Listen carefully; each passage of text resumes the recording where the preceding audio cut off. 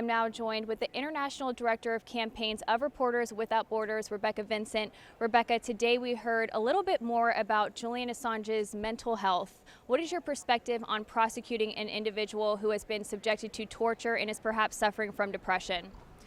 Well, today Professor Koppelman painted a very clear picture of a very vulnerable individual, made it clear that in his expert opinion, Mr. Assange has a long history of depression, is dealing with frequent suicidal thoughts, and to the extent to which he felt if Mr. Assange was extradited to the US, that he would find a way to commit suicide. He made that very clear, even under vigorous questioning, that that was his opinion today. In our view, it adds more urgency to the need for his release. We believe that the charges against him should be dropped and that he should be released full stop. But this really, I think, strengthened the humanitarian argument that this is not an individual who should be held in custody, and certainly not in conditions that would exacerbate these tendencies like solitary confinement. And there was also discussion about what Assange would face if he were to be extradited to the United States. How will this also potentially impact his mental health and well-being? So Professor Koppelman thought that it would exacerbate these issues from what he knew about conditions in the US and what Mr. Assange would face there, that it would be very likely to trigger all of the things that we heard detailed today. So not just depression, but PTSD, the suicidal thoughts, all of these sorts of tendencies. And he made it very clear that he would be at tremendous risk if extradited. Reporters Without Borders as an organization has really advocated for Julian Assange's freedom and has been very open about the lack of open justice in this case. Can you speak to that? Yes, well, I can say that in our experience, Reporters Without Borders, myself and my colleagues have never faced such extensive barriers to observing any case in any country.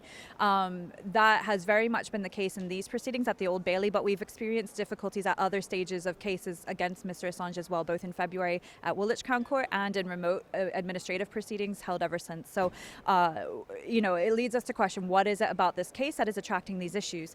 On the surface, any one of these issues could maybe be explained away, but the cumulative total is, just this constant barrier. So we have been in correspondence with the court for months, seeking access as NGO observers. The court has made it very clear that they will not recognize us as any different from the public. So the only way that we can gain access is to queue for these very few spaces in the public gallery.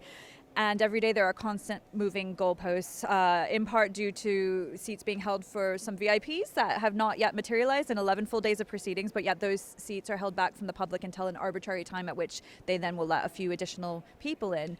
And this is on top of already quite, let's say, generous spacing allocations within both Court 9 and 10 in light of COVID measures. So that could be easily eliminated with giving greater access to this cloud video platform that the court has been running for this hearing. But on day one, they actually revoked access for NGOs, including ourselves, Amnesty International and others that had been registered to the system. So that to us is a very obvious way to decrease physical presence at the court and respect the COVID measures that need to be taken, but the judge decided to revoke our access. So I did attempt to access it on the second morning, and was promptly kicked out of the room and was unable to regain access since. But we've seen further correspondence between Amnesty International and the court in that regard to the judge is standing her ground. She won't recognize us as having a distinct role, and so we're getting in when we can. And it's only been possible thanks to collaboration with activists who are queuing sometimes for us and other measures. We had some support from the German embassy, German political observers, but